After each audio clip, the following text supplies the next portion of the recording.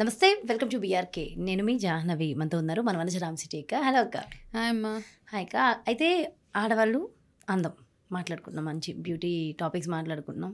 Especially ఆడవాళ్ళకి మెనోపాజ్లో రకరకాల changes ఉంటాయి. ఎంత అందంగా ఉన్న ఆడవాళ్ళైనా సరే తెలియని ఒక దానికి గురయ్యి ఆ బ్యూటీ అనేది తగ్గిపోతుంది. సో చాలా తెలియకుండా ఇబ్బంది పడుతుంటారు. మరి మెనోపాజ్లో ఎస్పెషల్లీ ఆ స్టేజ్ని ఎట్లా జాగ్రత్తగా భద్రపరచుకోవాలి, అప్పుడు కూడా అందంగా కనిపించాలంటే ఏం చేయాలి? సో మెనోపాజ్ వచ్చినప్పుడు సడన్గా ఆడవాళ్ళు చాలా రియలైజ్ అవుతూ ఉంటారు లైఫ్లో. ఓకే, అదే ఎగ్జాక్ట్ ఏజ్ ఏముంటుంది మెనోపాజ్కి? ఒకప్పుడు 45 దాటాక ఉండేది. 45 to 55 ఏజ్ మెనోపాజ్ ఏజ్ ఉండేది. అంతకుముందు అయితే 50-52 వరకు కూడా ఉండేవాళ్ళు. 50 తర్వాత ఒకప్పుడు దాని ఫేజ్ తర్వాత 45 to 55 వచ్చేసింది. ఇప్పుడు 40 నుంచే స్టార్ట్ అయింది. ఇప్పుడు ఎర్లీ మెనోపాజ్ 35 నుంచే స్టార్ట్ అయింది. అట్లా చాలామంది వస్తూ ఉంటారు early menopauses. So early menopause నన్ను అడిగితే it's not a good sign. Okay, ఎంత లేట్గా ఉంటే అంటే మనం అనుకుంటాం ఓకే పీరియడ్స్ తప్పుతున్నాయిలా నాకు హ్యాపీ అనేసి. కానీ ఇక్కడ ఏంటంటే పీరియడ్స్ తప్పిపోవడము ఒకటి పక్కన పెట్టేస్తే ఎర్లీ మెనోపాజ్ చాలా డిస్టర్బింగ్గా ఉంటుంది చాలామందికి. యాక్చువల్గా హెల్త్ మీద కూడా ఇంపాక్ట్ ఉంటుంది నన్ను అడిగితే. సో మెనోపాజ్ వచ్చినప్పుడు సో బేసిక్గా ఏంటంటే ఏజింగ్ అన్నది మెనోపాజ్ తర్వాతే స్టార్ట్ అవుతుంది. ఓకే, సో ఎర్లీ మెనోపాజ్ అంటే ఎర్లీ ఏజింగే మీకు. ఓకే, సో పీరియడ్స్ ఆగిపోతున్నాయని ఆనందపడొద్దు. ఎర్లీ మెనోపాజ్లో ఏమవుతుందంటే మన హార్మోన్ ఇంబ్యాలెన్సెస్ అక్కడ మొదలయ్యి ఫస్ట్ మెనోపాజ్లో సిమ్టమ్స్ ఏమొస్తాయి? Dry skin, okay, hair loss, okay, కొంతమందికి అయితే మొత్తం ఇక్కడంతా ఊడిపోతుంది. ఓకే, ఇది వచ్చేసి బాల్డ్ ప్యాచెస్ వచ్చేస్తూ ఉంటాయి. పిగ్మెంటేషన్ వస్తూ ఉంటుంది. స్కిన్ ఎలాస్టిసిటీ కోల్పోతుంది. ఒబేసిటీ వచ్చేస్తుంది. ఇవన్నీ ఫిజికల్ అపియరెన్సెస్. లోపల నుంచి చూస్తే మీకు యాంగ్జైటీ ఉంటుంది, హాట్ ఫ్లాషెస్ ఉంటాయి, స్వెట్స్, ఊరికి చెమటలు రావడము, ఇది లోపల నుంచి అయ్యేది. బిహేవియరల్ పరంగా చూసుకుంటే కోపము, ఇరిటేషను, ఎమోషన్స్, రకరకాల ఎమోషన్స్, మీకు తెలవని ఎమోషన్స్ అన్నీ మీకు వచ్చేస్తూ ఉంటాయి. సో ఇవన్నిటిని ఈ ఫేజ్ అంతటిని హ్యాండిల్ చేయాలి మీరు.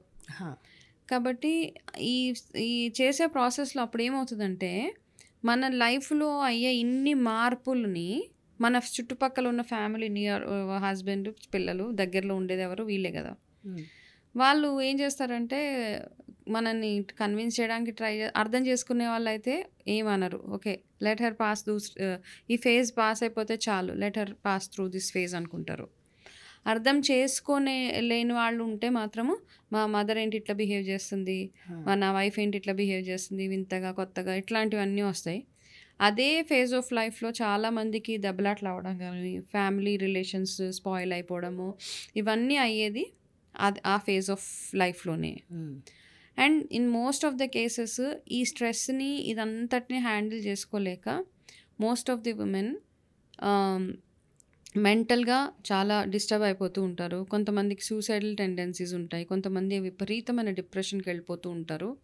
సో ఇవన్నిటికీ ఫర్దర్గా మళ్ళీ మెడికేషన్స్ ఇవన్నీ చేయాల్సి వస్తుంది. మెనోపాజ్ స్టార్ట్ అయ్యాక, మెనోపాజ్ అయ్యేటప్పుడు స్టార్ట్ అవుతుంది అనే లక్షణాలు ఎలా తెలుస్తాయి? అది ఎర్లీ ఏజ్ ఒకవేళ 35 మనకి ఫస్ట్ ఏంటంటే పీరియడ్స్లో ఎరాటిక్ షెడ్యూల్స్, చేంజెస్ వస్తూ ఉంటాయి అండి. ఇది ఎర్లీ పీరియడ్స్ లేకపోతే లేట్గా రావడం, మిస్డ్ పీరియడ్స్ ఉంటాయి, ఇదొకటి. రెండోది ఏంటంటే ఇవే ఇప్పుడు నేను చెప్పిన చేంజెస్ ఏవైతే ఉన్నాయో, హైపర్ పిగ్మెంటేషన్స్ రావడము, హెయిర్ లాస్ అయిపోవడము, dryness in the skin, mood swings, hot flashes, ఇవన్నీ సిమ్టమ్స్ ఆఫ్ మెనోపాజ్ వస్తుంది. అంటే మెనోపాజ్ ఏదో వచ్చే నెల వచ్చేస్తే కాదు, 4-5 years ఉందనంగా ఇవన్నీ సిమ్టమ్స్ తెలుస్తూ ఉంటాయి మనకి. ఇవన్నిటి కాకుండా మామూలుగా బ్లడ్ టెస్ట్ అవి ఉంటాయి. మనం ఎంత టైంలో ఉన్నాం మెనోపాజ్ అవ్వడానికి, ఇంకా ఎంత టైం ఉందని ఆ టెస్ట్ అవన్నీ ఉన్నాయి. So based on your doctors guidance మీరు అది అడిగి, మీకు ఒకవేళ ఎవరికైనా తెలుసుకోవాలని ఉంది ఈ సిమ్టమ్స్ అన్నీ నేను ఎందుకు వస్తున్నాయి ఇట్లాంటి సిమ్టమ్స్ అన్న దాని మీద మీరు వర్క్ చేయాలనుకుంటే కనుక go and meet a doctor. So ఇంకొకటి ఏంటంటే అప్పుడు ఆడవాళ్ళు రియలైజ్ అవుతూ ఉంటారనమాట. సడన్గా మెనోపాజ్ వచ్చినప్పుడు ఒక 10 నిమిషాలు అద్దం ముందు కూర్చుంటే, మన ముఖం మనం చూసుకుంటూ ఉంటే కొత్తగా ఒక మచ్చలు స్టార్ట్ అవుతూ ఉంటాయి, కొత్తగా ఇక్కడ హెయిర్ లైన్ డిప్లీట్ అయిపోతూ ఉంటుంది, ఒళ్ళు వచ్చేస్తూ ఉంటుంది. ఇంతకుముందు ఉన్నలాగా మనం ఉండలేము మెనోపాజ్ వచ్చినప్పుడు. కాబట్టి ఇవన్నిటి మీద అప్పుడు అనిపిస్తుంది, అరే దీనికోసమా నన్ను మా ఇంట్లో నన్ను సరిగ్గా చూసుకోవట్లేదు అన్న ఒక థాట్ కూడా వస్తుంది ఆడవాళ్ళకి. సో ఇవన్నీ పక్కన పెట్టాలి అంటే, ఇవన్నిటి నుంచి ఓవర్కమ్ అవ్వాలి అంటే అందరు ఆడవాళ్ళు ఈ ఫేజ్ ఆఫ్ లైఫ్ని గో త్రూ అవ్వాల్సిందే. సో అది స్మూత్ సేల్గా ఉండాలంటే, ఎటువంటి ఆటంకాలు ఇబ్బంది లేకుండా చాలా స్మూత్గా మెనోపాజ్ అయిపోవాలంటే ముందు నుంచే మనం ప్రిపేర్డ్గా ఉండాలి డెఫినెట్గా. అంటే మనం ఏం తింటున్నాం, ఎట్లాంటి ఆహారం తీసుకుంటున్నాము, ఎంత ఎక్సర్సైజెస్. మెనోపాజ్ వచ్చినప్పుడు ఇంకో బిగ్గెస్ట్ డ్రాబ్యాక్ ఏంటంటే ఆడవాళ్ళకి కాల్షియం డెఫిషియన్సీ, బోన్ వీక్ అవుతూ ఉంటుంది, ఇది కూడా ఉంటుంది. కాబట్టి ఇవన్నిటినీ సరిగ్గా, అంటే మనం తినే ఆహారం విషయంలో ఇక్కడ ఏజ్ కాదు, ఇక్కడ ఏజ్ తోటి కాదు, సరే 35 వచ్చాక చూసుకుందాం కాదు. ఆడవాళ్ళ విషయం వచ్చేటప్పటికి మీకు ఒకసారి మెచ్యూర్ అయిన తర్వాత నుంచి you have to take care of your hormones అంతే. మన హార్మోన్స్ ఎట్లా ఉన్నాయి దాన్ని టేక్ కేర్ చేసుకోవడం మన బాధ్యత. సో ఎట్లాంటి ఆహారం వెళ్తుంది మన బాడీలోకి, మనం ఎట్లాంటి ఎక్సర్సైజెస్ చేస్తున్నాం, మన మైండ్ని కామ్గా ఉంచుకోవడానికి మనం మెడిటేషన్ చేస్తున్నామా, yoga, what ever it takes. ఎందుకంటే మీరు మెనోపాజ్ సిమ్టమ్స్ని 5 years హ్యాండిల్ చేయాలంటే it's not a easy task. 5 సంవత్సరాల్లో వర్కింగ్ ఉమెన్ అయితే మీరు 5 సంవత్సరాలు లాగాలి ఆ ఫేజ్ని. ఫ్యామిలీ ఉంటే ఫ్యామిలీని చూసుకోవాలి. సో ఇట్లా ఉంటాయి. కాబట్టి మీ వెల్బీయింగ్ కోసం మీరు ముందు నుంచి చేసే ఏదైతే ప్రికాషనరీ మెజర్స్ ఏవైతే ఉంటాయో అవన్నీ మీకు చాలా బ్యూటిఫుల్గా వర్క్ చేస్తాయి. కాబట్టి ముందు నుంచే ఆ జాగ్రత్తలు తీసుకోవడం, డ్రైనెస్ అవ్వకుండా ఎక్కువగా హైడ్రేటెడ్గా ఉండడము, ఆయిల్ మసాజెస్ ఫ్రీక్వెంట్గా చేసుకోవడము, ఎక్కువ ఫ్రూట్ ఇంటేక్ ఎక్కువ తీసుకోవడం, calcium intake and protein intake, ఇవన్నీ తీసుకుంటూ ఉంటే స్మూత్ సేల్ ఆఫ్ మెనోపాజ్ ఉంటుంది. అందుకే అనుకుంటా మన పెద్దవాళ్ళు చాలా గొప్పగా ఆలోచించి మెచ్యూర్ అయినప్పుడు ఆడపిల్ల కర్రీసులు పెట్టడం దగ్గర నుంచి ఫుడ్ కదా. Yes, okay. సో ఏం చేస్తారంటే 10 రోజులు కూర్చోబెట్టి అప్పుడు పెట్టే ఆహారం ఏం చేస్తుందంటే మన హార్మోన్స్ అన్నిటిని బ్యాలెన్స్డ్గా ఉండడానికి హెల్ప్ చేస్తుంది. ఈ మధ్య చూస్తుంటే పిల్లలు ఒకవేళ పెద్ద మనిషి మెచ్యూర్ అయినప్పుడు అంటే 10 రోజులు కూర్చోబెట్టాలి అంటే ఇప్పుడు అన్ని ఇవన్నీ పాత పద్ధతులు మేము ఫాలో అవ్వము, ఇలాంటివన్నీ పనికిరాదని చెప్పేసి తీసి పడేస్తూ ఉంటున్నారు. బట్ ఇక్కడ అర్థం చేసుకోవాల్సింది ఏంటంటే ఆ 10 రోజులు ఆడపిల్లల్ని పక్కన కూర్చోబెట్టడము, ఏదో రూమ్లో పెట్టి లాక్ వేయడమో కాదు. అప్పుడు ఆడపిల్లలు అంటే నెక్స్ట్ వాళ్ళ ఫర్టిలిటీ ఏజ్ ఏదైతే ఉంటుందో నెక్స్ట్ వాళ్ళు కన్సీవ్ చేయాలి, మ్యారేజ్ తర్వాత కన్సీవ్ చేసి పిల్లల్ని హెల్దీ బేబీస్ని హోల్డ్ చేయాలి, వాళ్ళకి పీసీఓడి ఇష్యూస్ రాకుండా ఉండాలి అంటే ఆ ఫేజ్ ఆఫ్ లైఫ్, ఆ 10 days ఏదైతే ఉన్నదో ఆ 9 to 10 days, ఒక్కొక్కరికి ఒక్కొక్క ఇది ఉంటుంది కదా, ఆ 9 to 10 days ఆఫ్ ఫేజ్ ఏదైతే ఉందో అది చాలా చాలా ఇంపార్టెంట్. అప్పుడు మనకి నూనె తాగిపిస్తారు, ఎండు కొబ్బరి పెడతారు, సున్నుండలు పెడతారు, నువ్వులు ఉండలు పెడతారు, ఒంటికి చక్కగా పసుపు రాసి మసాజెస్ రాసిస్తూ ఉంటారు. సో ఏం చేస్తుందంటే ఇది మన హార్మోన్స్ అన్నిటిని ఇంటాక్ట్గా ఉంచుతుంది అనమాట. కాబట్టి పాత పద్ధతులు ఫాలో అవ్వము. మనం ఏం చేస్తున్నామంటే ఇది వదిలేసి, ఈ పాత పద్ధతి ఇవన్నీ వదిలేసి గ్రాండ్గా శారీ ఫంక్షన్స్ ఆ హంగామా కాదు, అది దానివల్ల మీ పిల్లలకు ఆరోగ్యం రాదు. ఇది చేస్తే మీకు ఆరోగ్యం వస్తుంది. సో మీ పాతకాలం 80-90 years ఉన్న మామూలు ఎవరైనా ఇంట్లో ఉంటే కనుక వాళ్ళని అడగండి. ఒక అమ్మాయి పెద్ద మనిషి అయితే ఈ 9 రోజులు 10 రోజులు ఏమేమి చేసేవాళ్ళు, ఏం ఫాలో అయ్యేవాళ్ళు, ఆ రూల్స్ ఏంటి, ఏం తినకూడదు, ఏం తినాలి, అప్పుడు పచ్చళ్ళు అవి పెట్టేవాళ్ళు కాదు, ఎందుకంటే బ్లీడింగ్ స్టింక్ అవుతుంది అనేసి. సో అట్లా ఉన్నదన్నమాట, చాలా ఉందన్నమాట. సో అప్పుడు తిన్న ఆహారం మాత్రమే మీ త్రూ అవుట్ మీ లైఫ్లో మీ పీరియడ్ సైకిల్స్ ఎట్లా ఉన్నాయి అన్నది డిసైడ్ అవుతుంది. పీసీఓడి అన్నది ఇప్పుడు వచ్చేది, అప్పుడు కాలంలో అప్పట్లో ఏం లేవు. మాకు ఎవరికి అట్లాంటి ఇష్యూస్ ఎప్పుడు మేము ఫేస్ చేయాలి. It was smooth sale. Food తిన వాళ్ళకి లేదు. ఖచ్చితంగా ఎవరినైనా అడగండి, మీ మదర్ వాళ్ళని అడిగితే కూడా పీసీఓడీలు అట్లాంటివి ఏం లేవు. కాబట్టి బై గాడ్ గ్రేస్ మంచి ఫుడే తిన్నాం. ఓన్లీ ఆ ఫుడ్ మాత్రమే మనకి హెల్ప్ చేస్తుంది. కాబట్టి ఆడపిల్లలకి శారీ ఫంక్షన్స్ ఇవన్నిటికంటే ఇంపార్టెంట్గా వాళ్ళు మెచ్యూర్ అయినప్పుడు ఎటువంటి జాగ్రత్తలు తీసుకోవాలి. ఆ 10 days వాళ్ళ టైం అంతే. వాళ్ళని బాడీ అప్పుడు పసుపు పెట్టుకుంటే నిజంగా ఎదుగుతుందా, కొద్ది స్కిన్లో గ్లో అన్నీ అంతే సైంటిఫికలీ ప్రూవెన్ అవన్నీ. కాబట్టి అవన్నీ చేసుకుంటూనే వెళ్ళాలి. ఆయుర్వేద ప్రకారం దోషాస్ని బ్యాలెన్స్ చేస్తూ ఉంటుంది. ఇవన్నీ ఉన్నాయి కాబట్టి మనం ఆ పద్ధతులు ఫాలో అవ్వకుంటూ వెళ్ళిపోవడమే. కొత్తగా వచ్చినవన్నీ అడాప్ట్ చేసుకోండి, శారీ ఫంక్షన్స్ వాట్ ఎవర్ చేసుకోండి. బట్ ఇవి కూడా చేస్తే చాలా బాగుంటుంది యాక్చువల్గా. ఇప్పుడు శారీ ఫంక్షన్స్, మెచ్యూర్ ఫంక్షన్స్ అంటే ఫస్ట్ మంగళ స్నానాలు ఇవన్నీ అంటున్నారు.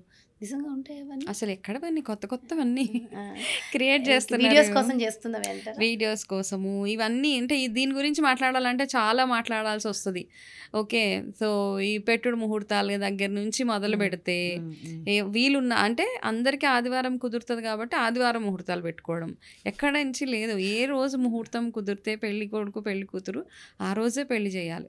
ఓకే, సో ఇట్లాంటివన్నీ ఇది చాలా పెద్ద టాపిక్. యాక్చువల్గా డీటెయిల్గా కూడా మనం డిస్కస్ చేయాలి ఇలాంటి టాపిక్స్. అండ్ ఇప్పుడు మనం మెనోపాజ్ గురించి మాట్లాడుతున్నాం కాబట్టి సో మనం ఖచ్చితంగా మీ వీడియో అనగానే టిప్స్ ఎక్స్పెక్ట్ చేస్తారు.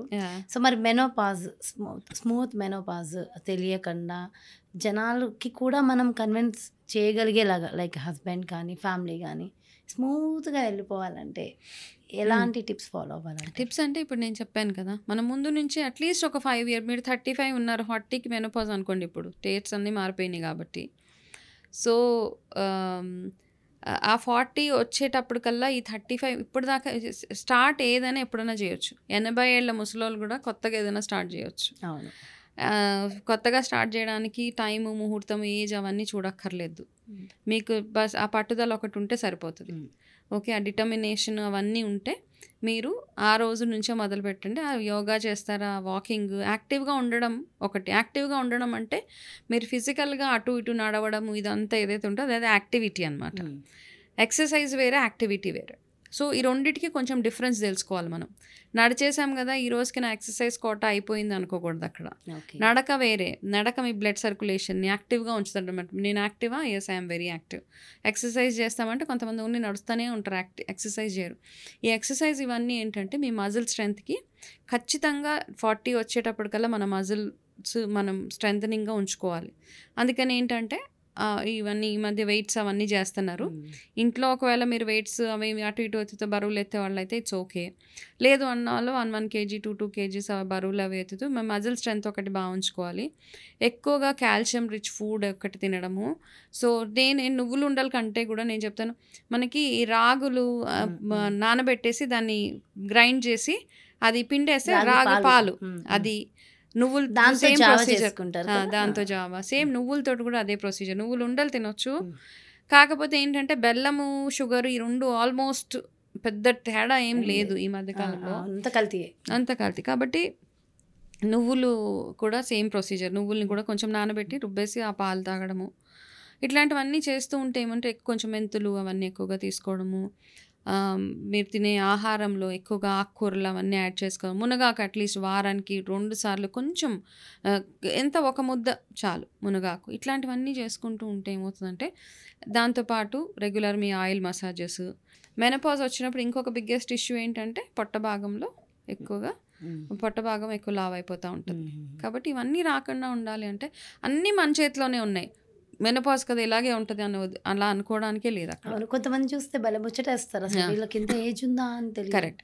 కాబట్టి అన్నీ మన చేతిలోనే ఉన్నది. మనం అన్నీ నేచర్కి ఇట్లా వదిలేస్తాను, ఎలా అయింది అలా అవుతుందిలే అనేసి కొంతమంది చాలా అన్నీ వదిలేసినట్టు మాట్లాడుతూ ఉంటారు, చాలా నిరాశగా మాట్లాడుతూ ఉంటారు. సో మీరు ఎలా కనపడాలి, మీ ఫ్యూచర్ ఎట్లా ఉండాలి అన్నది మీ చేతిలోనే ఉంది. కాబట్టి చిన్న వర్కౌట్స్, చిన్న వాకింగ్, యాక్టివ్గా ఉండడం ఇవన్నీ చేస్తే మాత్రం మెనోపాజ్ టైంలో చాలా స్మూత్ సెయిల్ ఉంటుంది మీకు. సో నిజంగా అంటే ఇంట్రెస్టింగ్.